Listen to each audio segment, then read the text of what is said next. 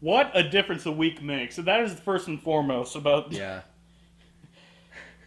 Actually, looking back on it, the first movie was a great stepping stone as far as. The bar was very low. Very low. It was. Well, even if the bar wasn't set low, this movie would have. Oh, absolutely. I would have had no problem starting on that movie. You know, it would have been a nice, memorable movie to start on. Say we started on a movie that was Yeah. not that awkward moment. Anything but. Well, like, even if we didn't have that awkward moment to begin and set that bar low, the Lego movie would still clear it. It's fucking awesome. It was a fucking awesome movie, Yeah. and we're going to go into spoilers. I never would have guessed that the Lego movie would have been awesome. I wouldn't have seen it if we didn't do this. Yeah. And that's, one of the nice things about doing this is that sometimes you're surprised. Yeah, that's like what we said in the first episode, that a lot of what we're expecting out of this is the ability to be surprised by a movie. Surprised by how awful something is, which was entirely what the first episode was about, with that awkward moment. And the surprised by how good a movie is, just like the Lego movie. And if you want to know if the movie's good and you should watch it, just watch it. Watch it. It's a great movie, because if you want however, if you want to go in there knowing nothing, shut the video off right now, because we're going to go into some spoiler territory. Spoilers. And there is things to spoil in this movie. So. Oh yes. You wouldn't really think, but Yeah, like especially from the trailer, you wouldn't think there would be anything to spoil, but yes, there is stuff to No, spoil. don't watch the trailer and think, oh, those are going to be the best and only good moments of the movie, because It's in the trailer. yeah, but it's not. No, there are plenty. There are lots of good moments, and the best ones weren't even in the trailer. So that being said, go see the movie. If you have a child in your life, if you have like a little nephew or your son or daughter or whatever, absolutely, they will love this movie. this is definitely one of the everyone can enjoy movies. So already like best movie of the year. Plenty of stuff in it that you will get that the kids won't. And so I think the first thing that'll strike out with this movie is just how beautifully animated this movie is. This is one of the most imaginatively animated movies I've ever seen.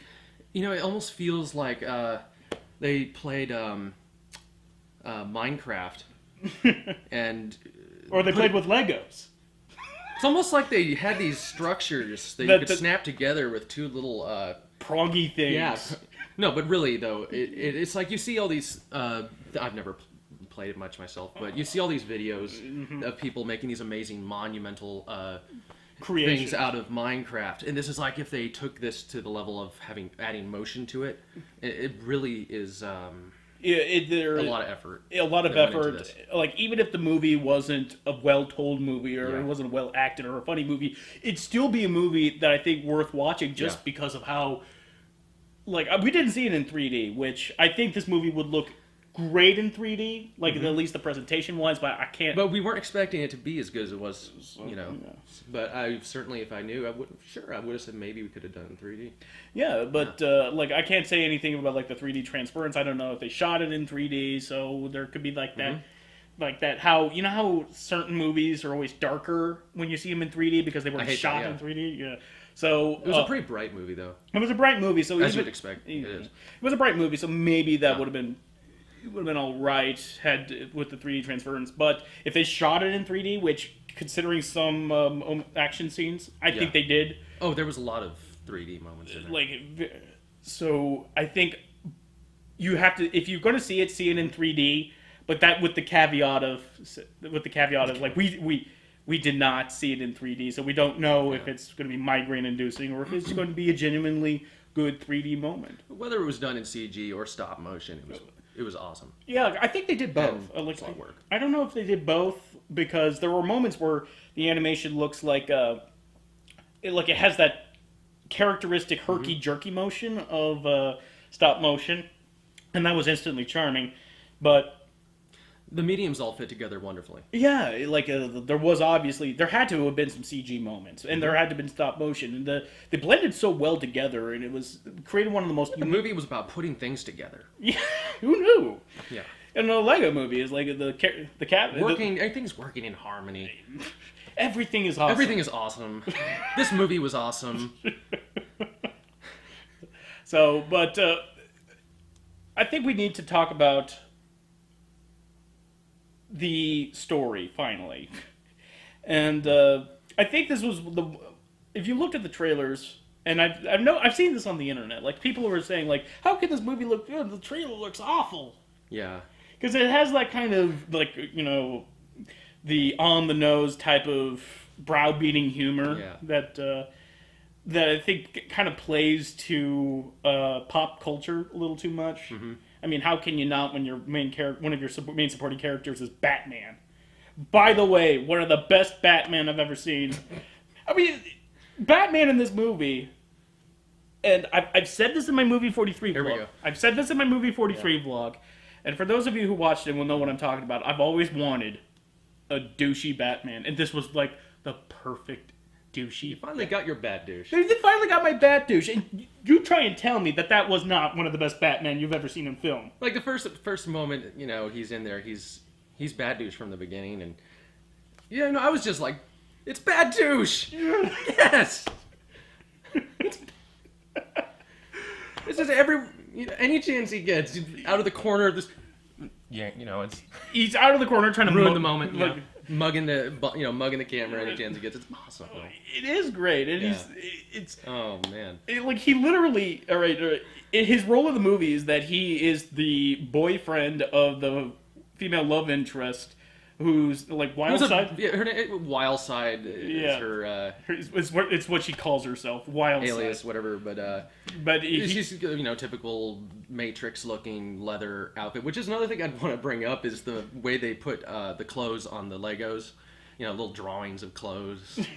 I mean, I don't play with Legos that much, so I don't know if that's like that's pretty common. I guess that was pretty common, but they played up to it. But the way they did it was very very good. Well done, very humorous. But Batman is her girlfriend, is her boyfriend, and he is like every time he's on screen, it was like every time. But like the first thing he does is he plays a song for her, a song that he wrote about not having parents.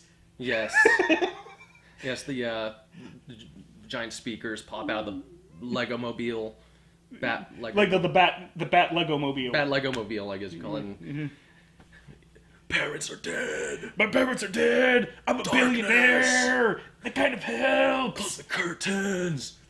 Darkness in the basement. Because I'm Batman. Like in that moment, like if the rest of the film was, you know, had nothing going for it. If they had that one moment, it would have been a winner for me because really, it was the perfect douche. Oh, yeah. It was the the Joker put it best. The Batman needed an enema, and that was that enema that Batman sorely needed. Yep. After the Nolanverse trilogy, Batman needs his humor back. And of all places, here it showed up in the Lego movie. If you wanted that, if you were looking for that, you got it. if you just need one reason to go see that movie, then there you go. Like it was the perfect Batman parody slash. I wouldn't say parody, but it was like the perfect send up of Batman. Mm-hmm. Like Batman got his fun back for a movie, and that's God bless this movie. Yep. It gave us our fun Batman. But the story's about this real normal construction Lego guy. He's just going about his day, following instructions. Guzzle construction worker outfit. He has the cute little construction worker outfit. Hard hat. And he finds out that he is the prophesied one. He's destined to stop President Business. President Business, played by Will Ferrell. A great turn by Will Ferrell too, because I'm not a big Ferrell guy. Usually I'm not, but there's a few. Like he's Mugatu. Mugatu, of my course. favorite Will Ferrell movie. I guess that's not really a great praise to him, but come on. It was great. He was good in the movie. Yeah. And he was especially great in the end, but we'll get to that. Yeah. That's mostly the spoiler. Spoiler, yeah. But he. So he's basically taken over all of Legoland, and he split up the worlds into Metropolis, like Old West Town, like medieval times. Basically, any kind of Lego set that you've ever had as a kid has its own world in this Middle movie. Zealand. Middle Zealand, yeah, that's a real world. And just for like the briefest moment, like they had like the briefest moment. Bionicle got a shout out, which like that was huge to the 12-year-old in me. But Elizabeth Banks, who plays Wildside, her line of dialogue basically said, and a bunch of other worlds that we don't need to get into, as she's explaining the worlds to. Oh yeah, so it goes into slow motion, romantic shot where she's explained what's gonna happen, and he's just seeing her going blah blah blah blah blah plot stuff. Plot stuff, and she. I like you, but I'm kind of angry at you for some reason. Then the little hair thing, but, like it's a block of hair. It's like a block of hair, but it's swaying in the wind, and that was. Oh yes, and whenever somebody gets their hat taken off or their hair changed, there's like this little thing where they have the Lego head thing where it's bald and Yeah, that's the little thing on top. Yeah, they embrace the fact that they are Lego. Yes, people. they didn't just say that this is which is what I was afraid of, that this is a Lego movie, but it's gonna have nothing to do with Legos or the actual essence of what Legos are. No, they embrace what Legos are capable of. Yes. And the whole crux of the film is that this construction worker, like Emmett, is supposed to be the prophecy one who is supposed to stop Will Ferrell, President Business, from keeping like all parts of Legoland walled off, and nothing will ever change. So the crux of the plot is that he has the ability to break the mold and just design whatever he wants, and I think that kind of speaks about like everyone's Lego experience. Like every Lego set you ever had the instructions, and I like following the instructions because I don't know about you, but I was the kind of kid who could not, for the life of him, build something with his hands if his mind thought up something. All my spaceships looked so freaking awful. They were just flat. They had no presence to them. And I felt like if I followed the instructions, I felt like I was accomplished something, even though I didn't really create it. I just assembled it. I've never been an instructions person. I wasn't allowed to have guns as a kid, toy guns. So I guess what I made out of Legos. Knives. Yes. But like that's that experience. Like you the movie kind of captures that. Like, how do you play with your Legos? Like, and I was the instructions kid. And you were the. I'm gonna build me a gun. You were the terrorist kid with your Legos. Yep. But I wasn't the scary kid. That's what mattered. The scary kid. No, you weren't I wasn't the kid from Toy Story. No, you weren't Sid. I was about Sid. Yeah, you weren't Sid from Toy Story. You weren't gonna blow up your Legos. I wasn't doing that. No, but it turns out that he's not really the prophesied one. The Morgan Freeman character, the wise man, the blind wise man, is made up the prophecy to try to instill within Emmett if you think you can be creative, you are creative. Mm-hmm. It's not hard. You can do it, and I think that's a good message for kids. Probably. It's a good message for anybody. It's a good message for anybody, but it's definitely a message that kids should have. It's a message that kids should have, that you shouldn't be afraid to create what you want to create. And don't start thinking this is an everybody's special movie. It is, but it's not Barney everybody's special. So yeah. It kind of addresses the fact that everyone can do something that that's inside their head, that you shouldn't worry about not being able to create the exact same thing that somebody else can create. Yes, because somebody else is special in their way, and they made it because of that. Yeah, it's like everybody. That doesn't mean that's the only thing that you can do to make a name for yourself. Exactly. You don't need to feel like you have to be creative in someone else's definition to be creative. Absolutely. And I think that kind of that is what separates a good kids movie from a bad kids movie. When they have a canned message like that, like a bad kids movie will have that message, but not kind of expound on it. a good kids movie will apply that same kind of lesson that they're trying to teach the kids, but apply it in a way that makes not only makes sense in our world, but also makes if a kid can really grab hold of that. Yeah. So it's Grab hold of it. grab hold of it. It's like, yeah, I don't need to, write I don't need to have to write well because I could draw well, or I could, or it doesn't matter if I can't draw like robots very good. I could draw people really good. That Yes. it's finding the Or movie not draw at all. or not draw at all, or find some other creative outlet for yourself. It's the movie just fosters like find your creative spark. It's not just like everyone's creative. It's like everyone can be creative. You just got to find it. Mm-hmm. So, and I think that's a great message for Try everything. Try everything until you find it. yeah. So like because you'll find it, and that's a great movie. That's a great moral to have in a kids movie. Experimentation. Experimentation.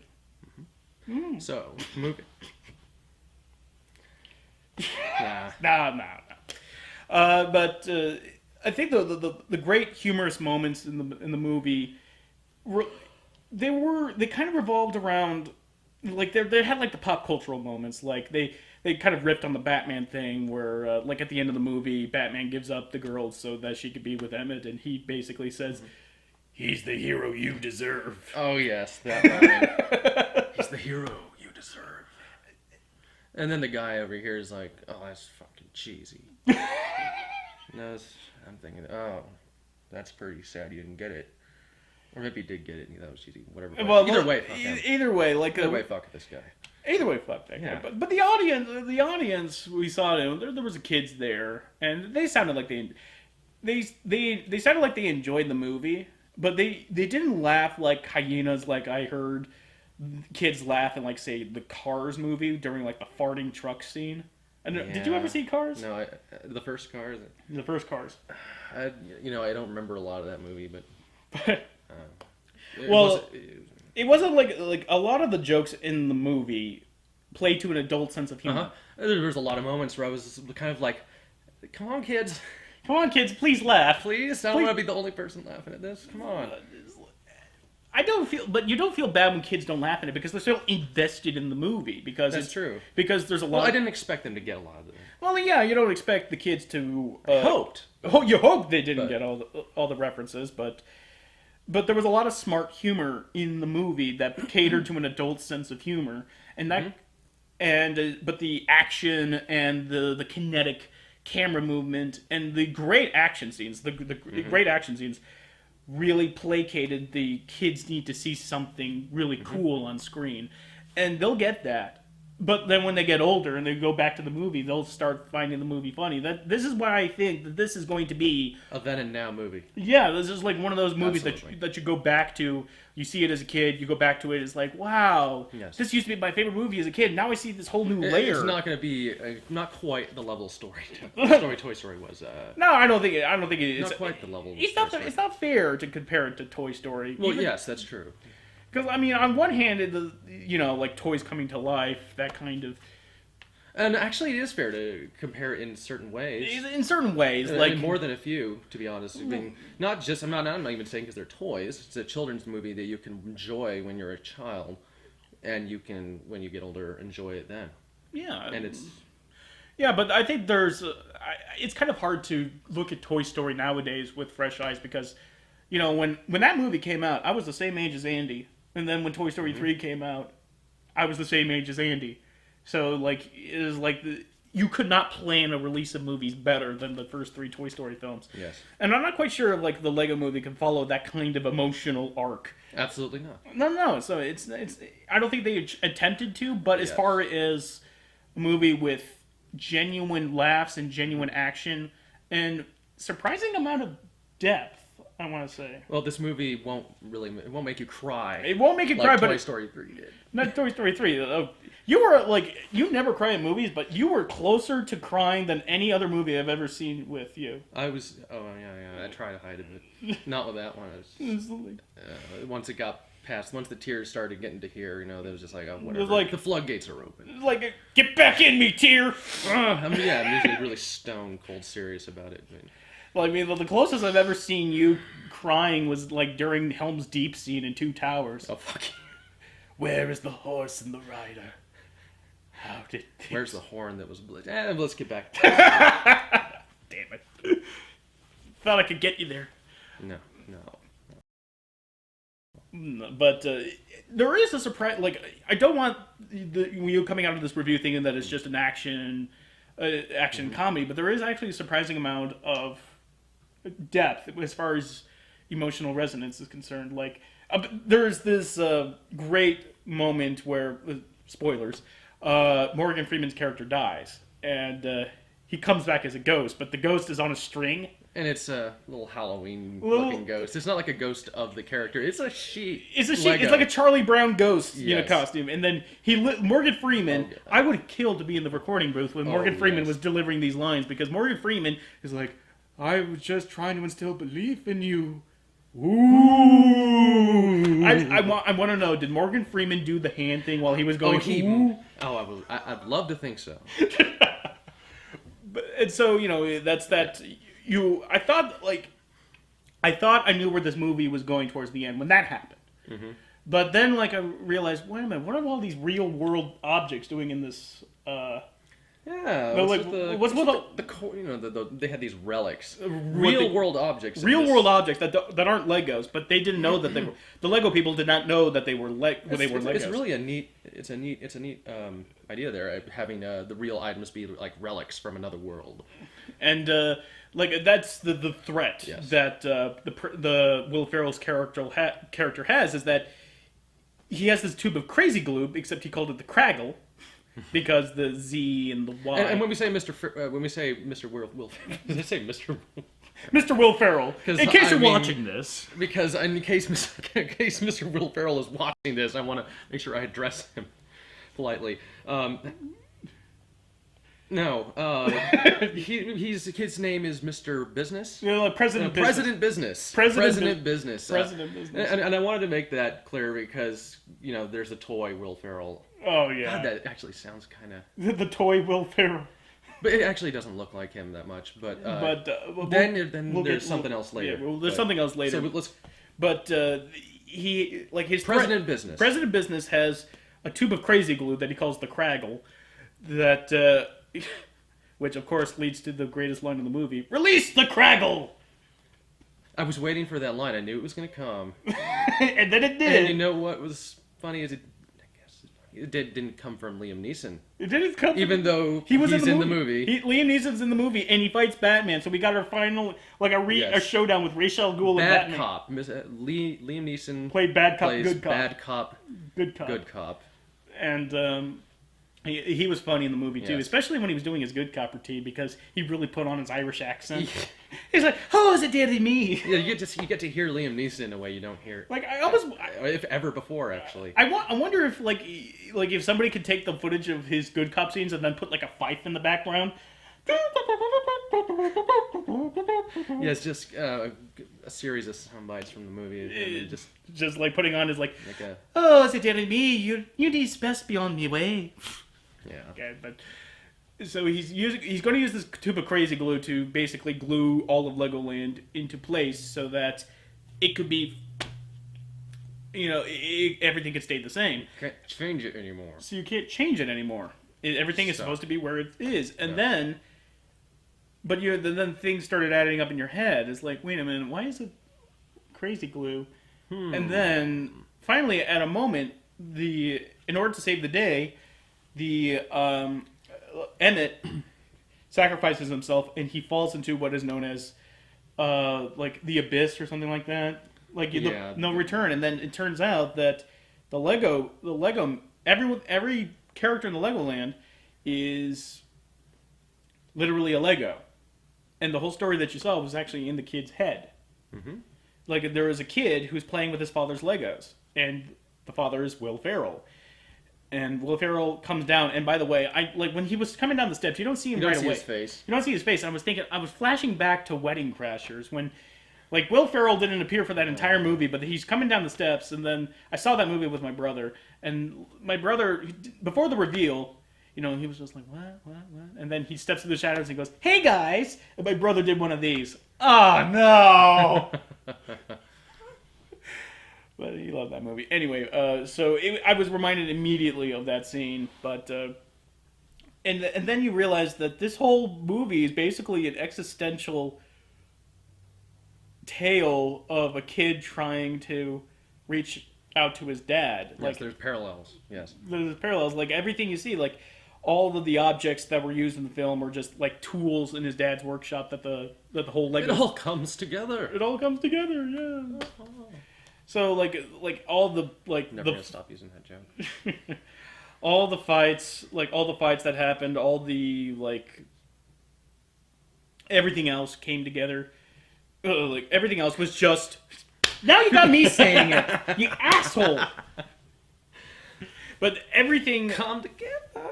everything in the movie was just this kid imagining this grand epic tale, but he wanted to play with his father's Legos, and the guy and Will Ferrell's character was just no, because these were how they were supposed to be assembled. These are daddies. These are daddies, and then This is when I use them. They are not a toy. they're not a toy. And What was it? They're a constructional constructional. replication model thing, whatever. And then you look at like it was sort of a riff on the kid the men, let's face it, men who haven't quite grown up yet. I think there was a part of all of us that were a little too into our. Let's not go there. Well, yeah, no, Let's not go no, no. But I think there was this one moment where it kind of set me back, where Will Ferrell pulls out President Business, and he looks at himself and saying, That was the moment. like, and it was That like, was definitely the moment. it's like, this is the bad guy. And then he kind of accepts the fact that, like, maybe he was a little too selfish with his Legos, and he plays Legos with his kid. Yeah. And And what was that the line of the name of the special? Oh, it was the Name of the special blocker or something like that. Oh, well, the reason why everyone thinks that Emmett was the chosen one is because he got to touch what was known as like the blocker, but it doesn't look like a Lego. The piece of infinite, or the infinite piece, Or something like that. It was some mystical name, and it turns out the thing that this whole cosmic awareness is bounced on is just the cap to the crazy glue. Yeah. And so, he takes the glue and just puts it back on. And that was... And I like the way that movie just kind of... The objects in the real world objects in the Legoland, I liked how it doesn't lead the audience immediately to expect that you'll actually see real people in the movie. I thought, like, they just found real world objects and just wandered into the toy chest or something. Like, you thought it was kind of like a Toy Story thing, but you didn't.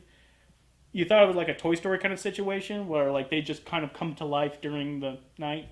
But no, it was just all like the invention of a kid's head. It was almost like a St. Elsewhere kind of thing, where they pull out of the snow globe, and all of St. Elsewhere was just an autistic child's imagination. Like, except the kid doesn't have autism in this case. Bad example, but but it was Yes. I think that kind of ending could go wrong so easily. Oh yeah. Yeah, but like when they're playing with Legos, this could have so easily turned into like, play Legos with your kids. Now buy those Legos. They'll buy the shit out of them. Buy all the Legos. Buy Batman Legos. Buy Superman Buy Legos. Wonder Woman Legos. Yeah. Buy all the Legos. Oh, speaking of which, a nice little shout out to the '80s. There, they got the they had the astronaut Lego man. Astronaut Lego man, and all he Yeah. wants to do, He just wants to build his spaceship. He just wants to build. He just wants to build his Space- space shuttle. and he finally builds He his space finally gets to build his retro spaceship. retro spaceship. Spaceship! And he just blasting through all the different worlds, just blowing shit up with his spaceship, crashing into things or whatever. For about 10 minutes there, I forgot I was 24 years old. Oh yes, that's another thing that they kept. The aspect of what Legos are when you're a kid. The The kind of like when you're just trying to pew pew. they had the kind of back and forth sort of, also the sound effects too, like the sound effects, like certain Legos will, when they move, they have like the Like it would just be a guy going. but they use it as like a real engine sound. Yeah. And that was a nice touch. It was, one, funny, and two, just true to the Lego experience. like I said back in regards to the ending, this could have gone so fast. This could have gone so fast, wrong so fast, and I'm so glad that they didn't fall for the trap. Like on one hand, yeah, the father and son, settled their problems by playing Legos together. But on the other hand, it's less about the Legos themselves as it is about learning to let a kid use his imagination, be creative. And I think that goes back to the good message of the movie. And it reinforces that. And that's why I think this is probably the best kids movie I've seen in the last 3, maybe 4 years. I agree. Yeah, I agree. At least since Toy Story 3. The best kids movie since Toy Story 3. Absolutely. I think even, if you ask me, is it better than, Paranorman? As far as, a good kids movie? Because up until then, I thought... I liked it more. You liked Lego Movie more than Paranorman? Yeah. Because... really? Because, Paranorman had that moment, too, where they took a left turn, and you didn't expect it. And it was actually kind of you can get... You know why I liked it better? Well, why? Why do you like it? Because I haven't seen Paranorman. No, you did see Paranorman. I don't think so. No, you did. You did see Paranorman. I rented it, and you saw it at your house. Really? Yeah, with Gavin. You sure I was there? Yeah, you were there. Why else would we watch it in your house if you weren't there to watch it? Did you think that me and Gavin just snuck inside your house to watch a movie without you knowing? That has happened before. When has that happened before? Yes, it was with It was with God, what movie was that?